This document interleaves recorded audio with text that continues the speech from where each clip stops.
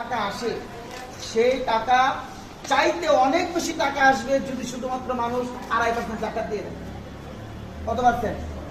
2.5% জাকাত দিয়ে দেয়। আচ্ছা বলেন তো, বাংলাদেশে যদি ইসলামপন্থীরা সরকার গঠন করে আর যদি ঘোষণা করে দেয় বাংলাদেশের কোনো ট্যাক্স নেই, তবে আপনার যত সম্পদ আছে, আপনার কারখানায় যত সম্পদ আছে, আপনার দোকানে যত সম্পদ আছে, বাড়ির যত সম্পদ আছে, তার 2.5% জাকাত দিয়ে দিবে। আচ্ছা এই জাকাত কি জোর করে নেওয়া লাগবে? আমার তো মনে হয় লাইন ধরে মানুষ জাকাত দিয়ে আসবে। যে জাকাত গুণ থাকবে, লাইন ধরে ধরে মানুষ জাকাত দিয়ে পারলাম, গুণার থেকেও বাঁচলাম আর 17% দেওয়া লাগে না। তাইলে ওই 17% নেওয়ার কারণে যে টাকাটা বাংলাদেশের হতো, জাকাত দেওয়ার কারণে যদি তার চেয়ে বেশি টাকা হয়, দেশকে আগের চেয়ে ভালো চলবে না খারাপ চলবে?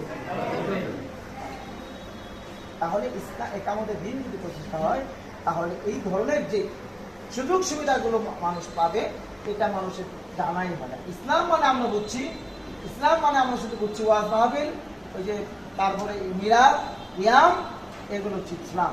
কিন্তু Islam is the complete code of life. আল ইয়াউমা আকমালতু লাকুম দীনাকুম ওয়া আতমামতু আলাইকুম নি'মাতি ওয়া রাদিতু লাকুমুল ইসলামা দীনা।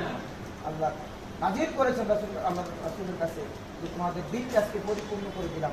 তবে সকল ধর্মের মধ্যে থেকে আল্লাহর কাছে একমাত্র মনোনীত ধর্ম হচ্ছে, দিন হচ্ছে ইসলাম।